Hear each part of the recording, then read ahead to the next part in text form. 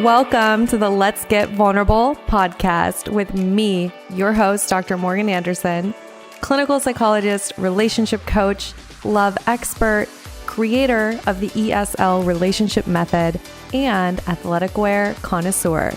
My mission is to help you raise your self-worth, have great relationships, and step confidently into the next level of your life. Each week, 2 episodes will air featuring expert advice, live coaching, and tips showing you exactly how to improve your life and attract great relationships. You deserve to feel empowered, secure, and loved. So buckle up and let's get vulnerable. Welcome to a very special episode of the Let's Get Vulnerable podcast. It's your host, Dr. Morgan, and we have our guest with us here, Ashely Cullitan, a graduate of the E.S.L program. Welcome, Ashely. Thanks, Dr. Morgan. I'm so happy to be here. Oh, I'm so excited to just talk with you a little bit about your journey and your experience. I know it's so valuable to our listeners when they get to hear other people's experiences and healing. So I'm so grateful that you're willing to be vulnerable with us and open up. I do have a bio about Ashely just so that you all know a little bit about her. So Ashely is an HR professional residing in downtown Chicago with her dog, Lucy. When she's not working or reading a book, she enjoys taking strolls on the Riverwalk and exploring new places with friends in the city. For the past 6 months, she's been on a deep healing journey towards self-love and compassion, finding Dr. Morgan's podcast and completing the E.S.L relationship program was life-changing and transformative, and she can't wait to see what the future holds as a securely attached woman. Yes, I love it. Thank you. I just want to start off by saying that I found your podcast during a really hard time, which I know a lot of people have. I've heard that on the podcast and on the show. So I found your podcast, I believe it was a month or 2 after my breakup. So about 7 months ago, I had a really tough breakup. I describe it as sort of like a dark night of the soul. And rock bottom for me. It was very hard because I had a lot of childhood wounds that were triggered during the breakup. And at the time, I don't think I really realized that that's what was happening because I was so dysregulated with my nervous system and I wasn't thinking clearly. But I came to realize after listening to your podcast that I could release a lot of the shame that I felt just by understanding attachment theory and understanding the way that we relate to others. And from there, the journey just kind of exploded. And I started to do the program. I enrolled in the E.S.L program, and I learned so much. It's been one of the most transformative experiences I've ever done. I love it. Just diving in. And I love how you were sharing about this breakup and this experience of realizing that it wasn't just about that breakup, of realizing that it was all the wounds from childhood. And, something we talk about a lot in the program is repetition, compulsion, right? Yeah. And I even posted about this recently where you're taking those wounds, that unfinished business from childhood, and it's showing up in your adult relationships, and you're unconsciously hoping for a different outcome. And then when the same outcome happens, it is like shattering, and this dark night of the soul hitting rock bottom.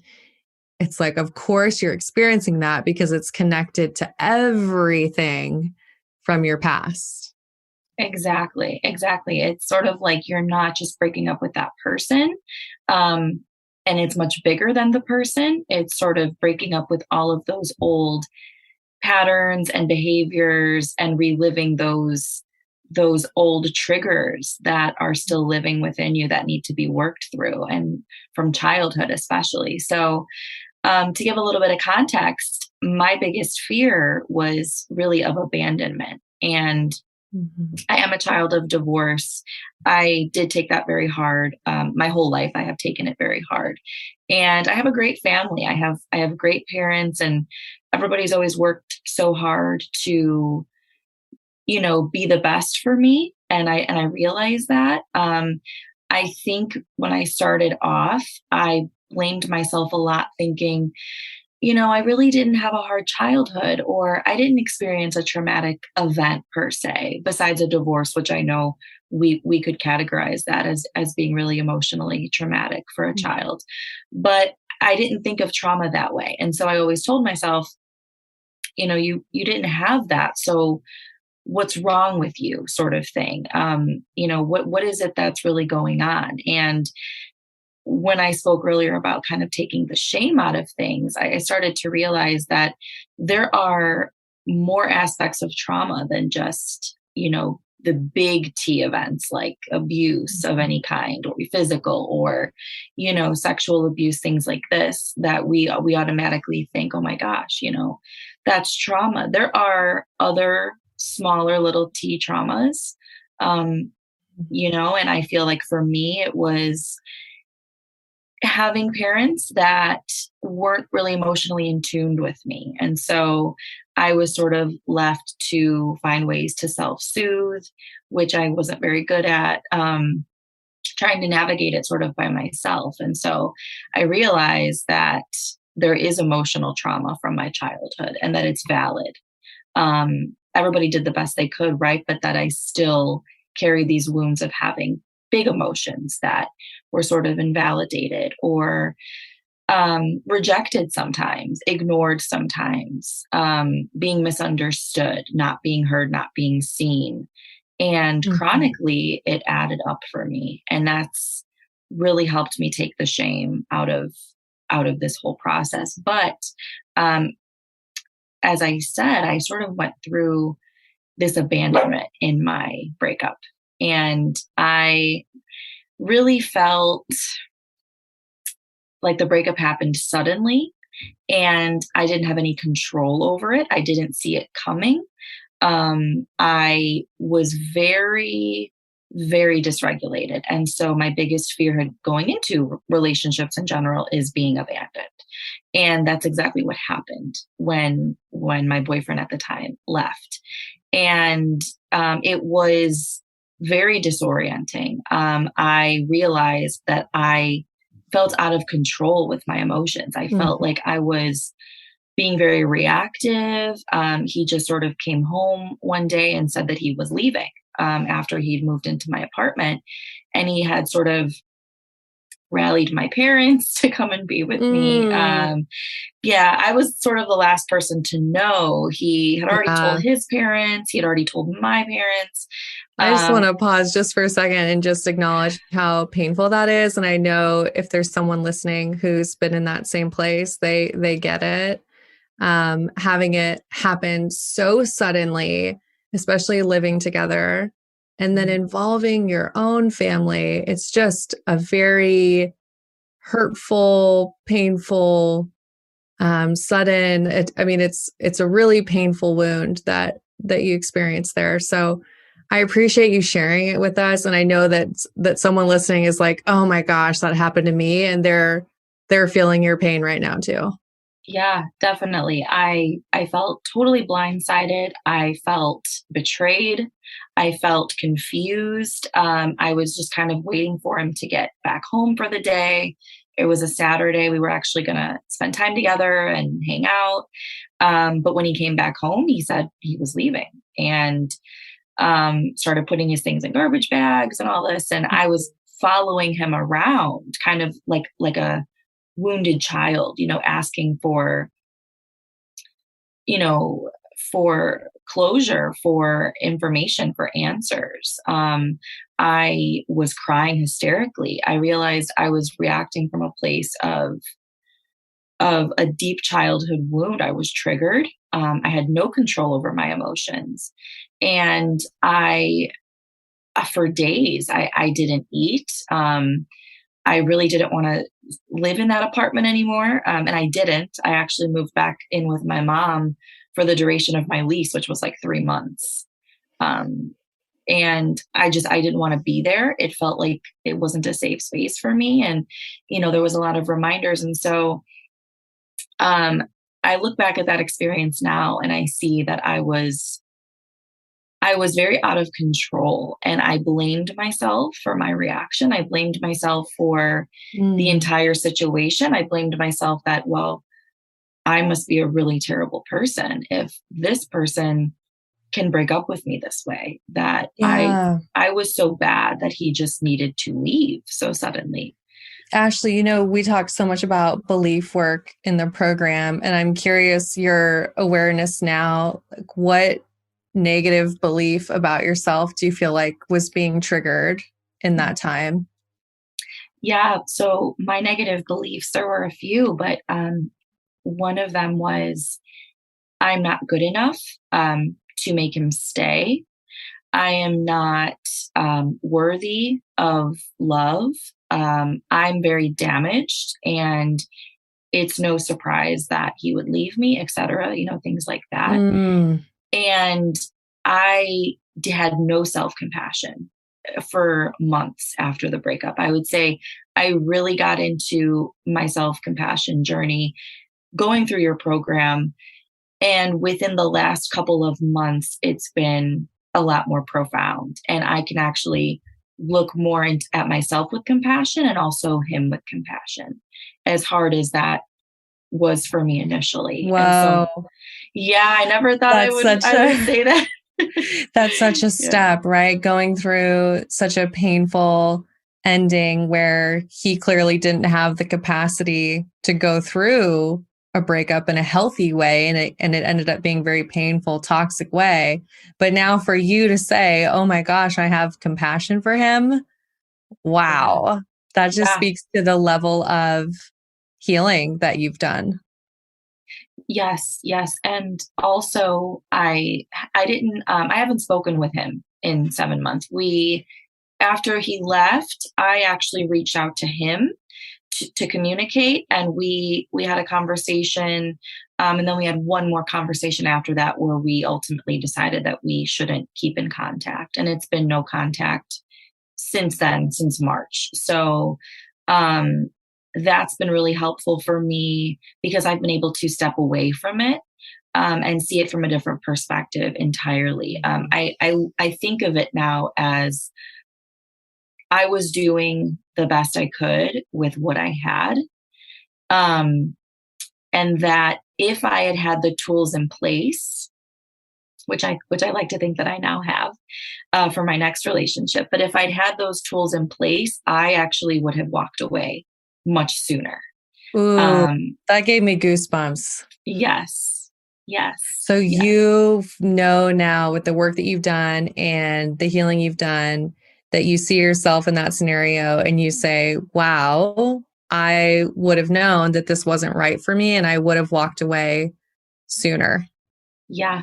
I actually, and I had family express that to me too, that they did feel like, you know, if I had been stronger in my convictions and in my intuition and just in my inner knowing and my strength, my confidence in myself, I would have walked away sooner. I likely wouldn't have chosen him as a mate. And I think, Ooh, this yes, is and I, juicy stuff. This is why I love this work because it's yes, like you completely changed how you go about yeah, relationships. Yeah. So you might not have been attracted to him even. correct, correct. And it's interesting that you say, that we sort of have a repetition compulsion, that we go into relationships kind of like redoing old childhood relationships, like with our caregivers. And we think, oh, we're going to get it right this time. We're going to be good enough. We're going to fix it. We're going to repair, that broken relationship with this person. And it doesn't ever work out. And I think looking back, I see a lot of traits of my parents, with certain styles of communicating or being avoidant that maybe they behaved that way with me growing up, and I'm seeing it now. And I'm viewing it from a different perspective in the way that he treated me or reacted to me and the way that we interacted together as a couple. And that it's similar to my relationship with my parents in a lot of ways. So that was actually very eye opening for me. I didn't think of that at first either until I really started getting into this work. So Yeah. powerful. It's amazing. So having this realization that you were repeating, you were hoping for a different outcome. Tell me, what was some of the work in the program that helped you stop that pattern? Like what stood out to you? I know there's different things we do, so Yeah. I'm curious. Okay. So, all of it, but there was, I really remember having a moment with myself during the module where we were thinking about, if we don't change, if this doesn't change, what is life going to be like in 5 years, 10 years? What will we have missed out on? What will we still be doing if we're doing the same thing? And I realized going through that, I have a lot to lose if I don't do the inner work. And the inner work is hard. And I think that I like to think that I've been doing it for a long time. But to be honest, I didn't truly begin the work until I started the program. So when I went through that exercise, because I'd never thought of that before, I was like, I have a lot to lose, like my relationship with my family. Because I'm not me. I'm not the best version of me. And I feel that I've become distant from my family through this heartbreak, that I feel, misunderstood, and I feel all these things, and I'm trying to find myself. And if I don't really fix these tendencies within myself, for the kind of people that I choose, my behaviors, my attachment style, I will lose relationships with them. I will continue to choose the same kind of partners that are typically avoidant, that prove to me, that I am not worthy, that I am not heard, that I am not seen. All those negative beliefs, they pretty much instill that in me as I go through that pattern over and over again. They're confirming that I'm trying to change.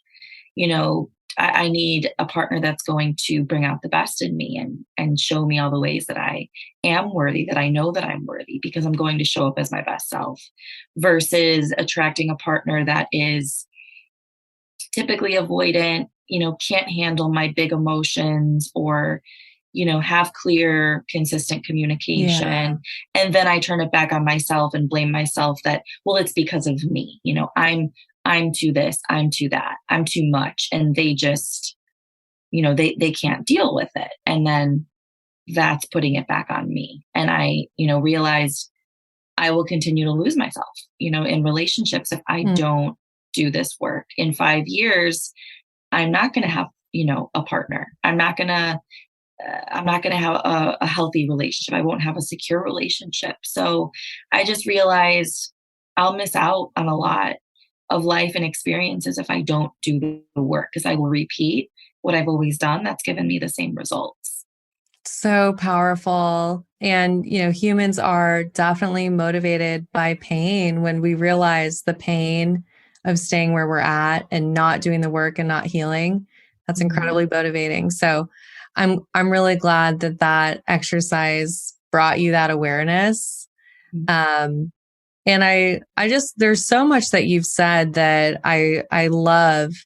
One of the things I kind of wanted to go back to was just this awareness of learning how to trust yourself. Like you talked about, like, oh, I had intuition, but I had ignored it in the past. Yeah. And now, what has that been like for you, learning to heal the relationship with you, having self-trust, learning self-soothing, being able to validate your own emotions? How has that changed your life?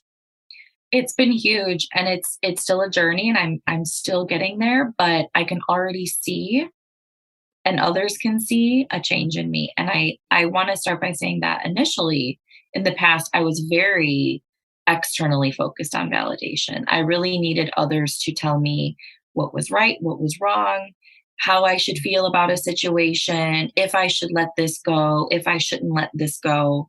And that was very exhausting. I didn't trust my own opinions and choices enough to be confident in them. And so, I guess it's evolved in a way where now I'm feeling good about being by myself. I'm not currently dating, and I think I still need some more time, but I feel good about being myself. And there's this new awareness in me of, I don't like this, and that's okay. And, it's better for me to walk away from something that isn't serving me than to stay because I'm afraid to be alone, or I'm afraid of missing out on whatever sort of crumbs this person can give me because it's good enough for a moment, for a time. Ooh, And that's so yeah, big. it's so big. And I Yeah. realize it. I realize it in a way that I've never realized it before. That is, I acknowledge what isn't okay with me, and I don't need someone else to agree with me or validate it, because I can understand that if it's right, it's going to feel right, and I'm not going to have to pull, for information, or gather a poll from all my closest friends and family and say, well, what do you think about this?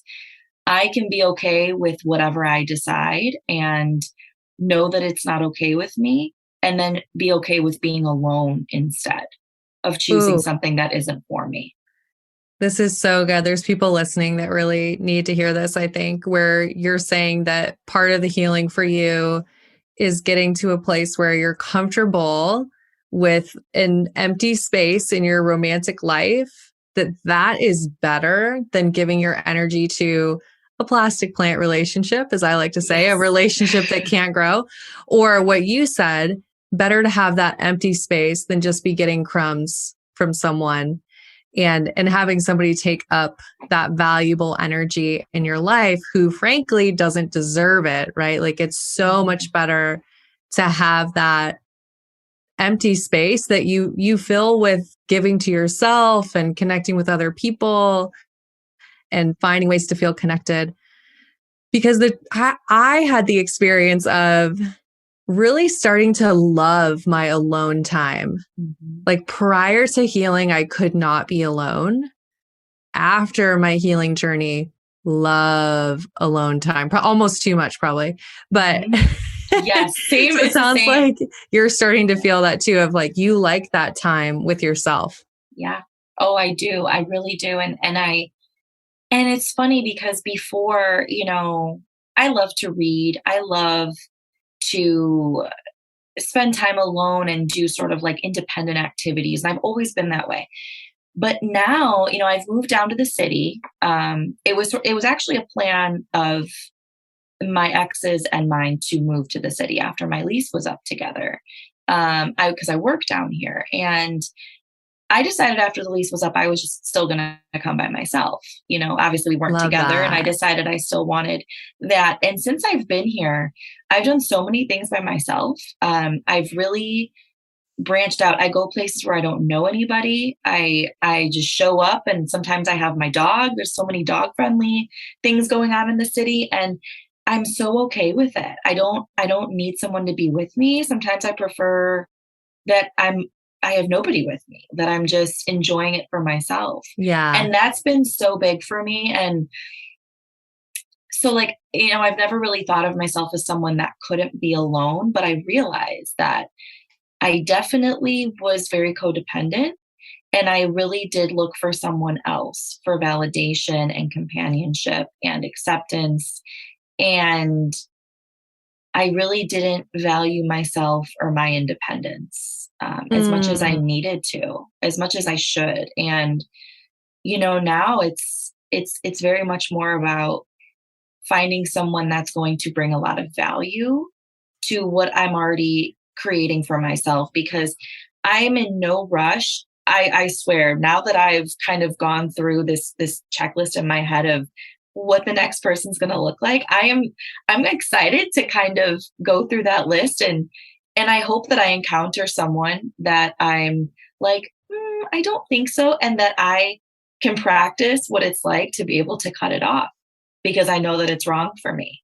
I'm actually really excited to try that, because I've never done that. In the past, it's been more of, well, I can live with that, or, well, he didn't really mean it, or, well, Mm. making excuses, and oh, we can, maybe we can work with that. It's not so bad. And now it's very much like, I have these standards, I have these expectations, and I have to be good with the really big things. And the small things we can negotiate, but the big things are non-negotiable. And I've really struggled with, like, removing people from my life. And I think that I'm excited to practice it. As strange as it sounds, I No. don't want to, Yeah. and of course, in the most respectful and kind way. It's just that, Yeah. when I do start dating again, I'm sure I will encounter people that are not for me. And I'm excited to practice saying,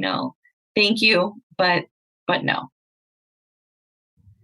I love that so much. And there's a follow-up question, but I think, one of the things we talked about was standards versus expectations. And in the program, I talk a lot about clarity on your standards, but no expectations. Right. And that's exactly what you're talking about, where you have that clear idea of your standards for a relationship, but you go in gathering data, no expectations how the person's going to be, and you're gathering the data. And if they meet up to your standards, great. And if they don't, then yes, you get to practice, and we don't have to do this in a mean way, right? It's just Right. like, Oh, right. Yeah. right. Yeah. We do it in a kind and an assertive way. And then what's amazing is you realize that it truly is what is best for everyone involved. It is the kind, it's the assertive thing to do when you can tell someone, look, it's just not a fit. So I'm excited for Exactly. you to practice that too. Yes, it's empowering, and I think there's strength in that. And I feel that I've historically attached too quickly, and Yeah. that with my most recent relationship, that he was very good on paper. He had a lot of things that I wanted, and we had a lot of things in common, and they were big things, but there were other things that we didn't. And I feel that I was so initially sort of like blinded, by how much I liked him and how excited I was, and feeling like, oh, this is it. And then I realized that very early on that it wasn't actually a good fit. And through some poor communication and some things that were not expressed to me in a really honest manner. And I sort of let it go, thinking, well, that's uncomfortable to talk about, so I don't blame him for not telling me. But as time went on, it created this resentment and this animosity. And I realized then that my need to keep him was greater than my need to love myself, honor myself, know that this was never going to sit well with me. And it sort of, it blew up in flames. It ended badly. Um, and I blamed myself for everything. And I see now that I shouldn't have blamed myself for everything. It does take two people, but yeah, it's totally different now. I will not go into a relationship attaching so quickly. I want to remain detached and really be, like you say, the love scientist, and go in and really see what I'm working with before I commit to someone. And then I become attached, and then I don't know how to get out, which is how I felt last time. So, so good. Thank you so much for sharing this. And I think there's so many people listening that can really relate And I just love that you're at this place where dating is going to be a whole different experience for you. I always want people to know that it doesn't have to be like it was in the past for you. Because I think we get like dating PTSD. We're like, oh, I don't want to go through this again. Yeah. But knowing that this is a whole blank slate for you when it comes to your dating experience, and it can be fun, it can be enjoyable. You have a whole new set of tools. One of the things I really wanted to talk with you about, because I think it's so key to the standards piece, and it's kind of like a deeper level question. Something else you have, higher self-worth. Can you talk to me about the change in your self-worth and how that's impacted? Yeah. So when I started, I really didn't think very highly of myself at all. I kind of thought I was so focused on this relationship and I do think that there was like an ego component involved, that he left me, and he left me in such a devastating way that I was like, oh my gosh, I'm like I said before, I must be terrible. I must be bad. I can't keep anyone, all these thoughts. And then as I went through this journey, I started to realize, with the compassion, learning that we are, a product of our childhoods a lot.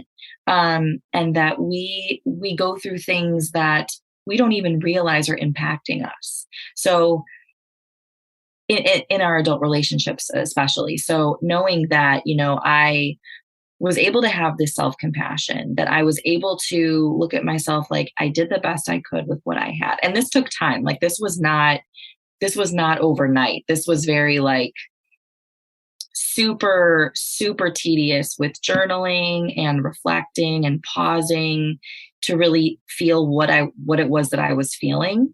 Every time I would have a bad emotion or a bad thought about myself, I would think, what is this really, what's really coming up for me? And a lot of times it came back to my childhood and my relationship with, one or both parents. And so, really, really having that self-compassion, I had none of it. I mean, I had no self-respect, no compassion for myself. And I just started to tell myself there's no excuse, for your behavior or being reactive or being upset.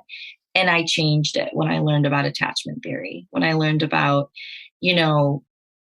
I am anxiously attached to people, and my emotions are seen as big, and that doesn't make them bad, but it does make them valid. And learning how to validate myself through that was huge. To say like, this was unfair, and that's okay. And yeah, maybe I didn't have to be as reactive as I was. Maybe I didn't have to be as verbally aggressive about it. But then I was able to look back at myself and think that part of my reaction, that way of being, served a purpose for me at one point in my childhood, that I was always fighting to be seen or heard or validated.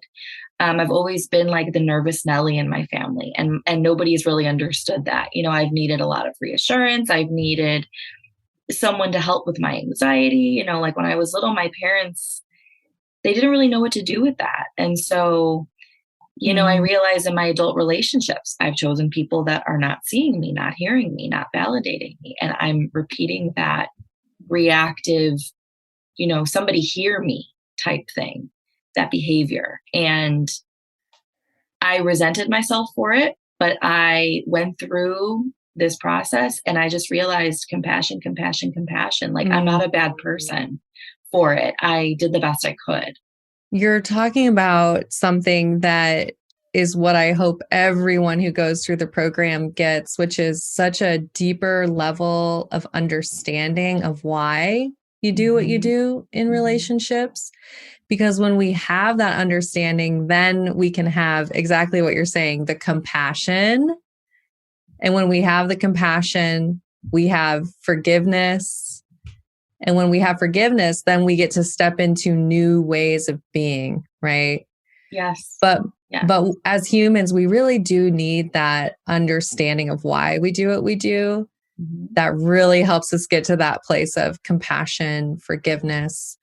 And this is one of the differences too in psychotherapy. We focus on just the understanding, and then we don't get to, well, okay, what do you do now? How do you show up differently? Like, okay, build your securely attached life, like the vision part of the program. So, anyways, I just love what you're saying. Like, yes, this is exactly why we do what we do, because you had that awareness, and then you got the self-compassion, and then that allows you to heal your self-worth. Yeah. It took a lot of time, and I'm not always there, but I have come so far to feeling a feeling or experiencing a thought and thinking, where is it coming from? What is it trying to tell me? And just acknowledging that just the simple fact that I have it is valid. I really needed to focus on really being my own person, having my own thoughts, opinions, beliefs, and sticking to them as convictions and as a way of being who I am. And it's an everyday process, but I do think to myself a lot, like in a situation, what would a securely attached person do in this situation? How would they feel? How would they think? How would they react? And that's been really helpful for me. I mean, and I know that everyone in my circle would say, I was at such a low point that I didn't trust in myself. I didn't see, a way out. I couldn't see the other side. And I'm finally getting there through a lot of just deep introspection. I do go to therapy. I have a great therapist. I journal frequently. I've done all the exercises in the program. I read so much. I've read Attached. And I've read plenty of other books. I love The Body Keeps the Score. Yeah. What Happened to You is a great book. Yeah. Yeah. And it's been a journey, but I'm just so happy for you. And I love that you're sharing your story with us. Since you mentioned therapy, I get this question a lot about the program. I'd love to hear it from your perspective. Like, what do you feel like was different, the program versus therapy? Yeah. So it's a big difference. For me, and I have, been to therapy over the course of my life many times, with different therapists. And with my most recent therapist, I have a great relationship with her, and the communication is great, and we really have an understanding of what I expect out of therapy, and being able to share my story and get feedback and have a really good listening ear. And in the program, it's very task based. There are just exercises in this program that I've never actually done before in my life. And with any therapist, with any group, with any program, sometimes it's more than just talking. You really need to take action. And this program really forces you to do that. It forces you to really think about where things are coming from as they come up within you, the behaviors, where they're coming from, the patterns. And it's also educational. It's like you learn about it, and then you put it into practice, and then you reflect on it, and you have tools that are different from therapy. It's immersive in a way that therapy is not. I really looked forward to all of the exercises, all the modules. I liked to, watch your video, and then I like to go and do the homework and submit my assignment. And it kept me accountable, and it kept me on track. And it really, it was just so much information that had never been shared with me in the past. I love that. I love that.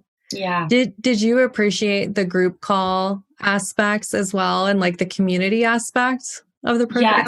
Yes, I did. I should say I do. I do Yes. appreciate it. I do. I love it because I feel that it's immersive. I feel like you're connecting with others who are similar to you, are going through a similar thing. They're on a similar journey. But I really love, the topics in the group calls. Again, it's like the information that you're getting is not information that you get anywhere else. I feel like in therapy you can get, this information, but coaching, as I've come to learn, is much more different than therapy is. Yeah.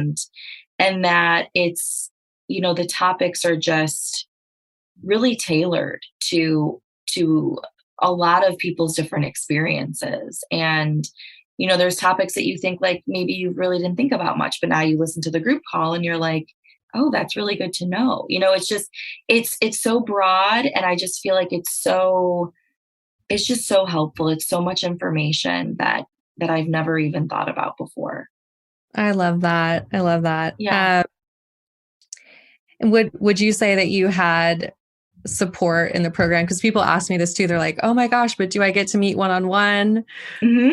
Oh yeah. Oh yeah. I loved the one-on-ones. And I know like I had a couple with you too. And I love it because you get to talk about what you're learning and what you're doing and Yeah. where you're at in the program and get feedback. And again, it's different than a relationship with a therapist because you're really getting coaching, and you're getting coaching on the tools that are given in the program to Mhm. to help you to become securely attached, to help you to get to the root of that issue. um, I really feel that it's incredibly helpful to meet with the coaches and to meet with you. I think that honestly, I didn't have any problems with scheduling. I thought it was great, and I thought it was a great touch because you were able to discuss individually your concerns outside of the Facebook setting, outside of Yeah. emailing, and just to actually meet with someone. And I felt that it really, it really added a really positive element to the Oh, program. I love that, Ashley. Mhm. Um, I have just loved this conversation. I think that there's so many places that you just connected the dots on the healing journey. And I'm incredibly excited for you in this new chapter that you're in your life. It's Thank amazing. you. I And I know. get to see you in person here in Yes. Bozeman. Oh my gosh, I'm so excited. You have no Yay. idea. I'm like, I'm getting everything ready. I'm like, I've never done something like this before. So I'm so happy. I'm like, Oh, it's going to be great. I'm so it's going to happy. be amazing. Yeah, for the in-person retreat in Bozeman. Can't wait. Yeah. Um, I wanted to ask you just a couple last questions here. If there was someone who was on the fence about doing the program and maybe they were really struggling in their dating life, what would you say to them about considering it? I would say don't think twice, because when I first heard of the program, I was skeptical, just because you want to make sure you're investing in something that's worthwhile. But then, when I did my call, I was like my interview call, I was just so excited. I became so excited about the potential of the program, and I realized it was an investment. But I was like, I have nothing to lose at this point. I have a lot to lose if I continue on the path that I'm on, but I have nothing to lose, and I have everything to gain by joining this program. And I would say do it. It has been so transformational. It's been literally life changing for me, and I've noticed it in myself. I've heard it from others that I'm on my way, and I really feel that in the couple of months I spent in the program, they've been so transformative for me that I'm just so happy I did it and I didn't waste any more time. I would say do it. You have access to all the information. You can go back and review it whenever you want, and you have access to a community. It's seriously the best thing I think I've done.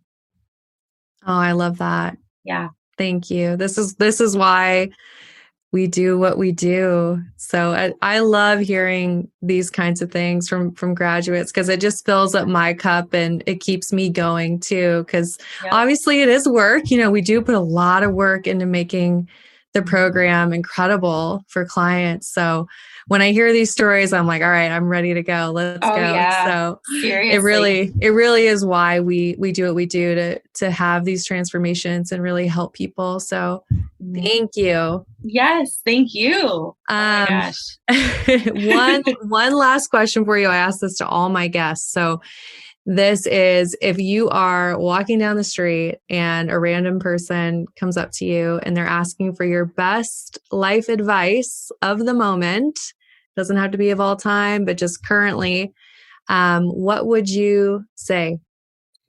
Yeah, I would say I know that I thought about this and I had a lot of things come up, but if I had to choose one, it would be to always trust your gut because it's trying to tell you something. And Mm, it's worth investigating what that might be. So always trust it. I have found that the times that I haven't trusted my gut, I've regretted it. yeah. Um, and that would be like that would be it. It certainly helps on your journey to self-love and compassion when you trust your gut. Yeah. Yeah. And I feel like this was full circle because you shared with us in your journey how really doing the healing work strengthened that connection to your gut and your intuition. And sometimes Mhm. we've had so much invalidation or neglect or beliefs about ourselves that we can't even tune in to Yeah. our gut. So I feel like this was full circle because realizing that when you heal that intuition, that inner knowing, your gut feeling, it just becomes so much more clear. Yes. And then life gets a lot easier too when you can trust yourself and trust your Yeah. gut. It Yeah. does. It really brings everything together. And I have found that, through trusting myself, my gut, and my intuition, that everything else has been able to fall into place a lot better. Yeah.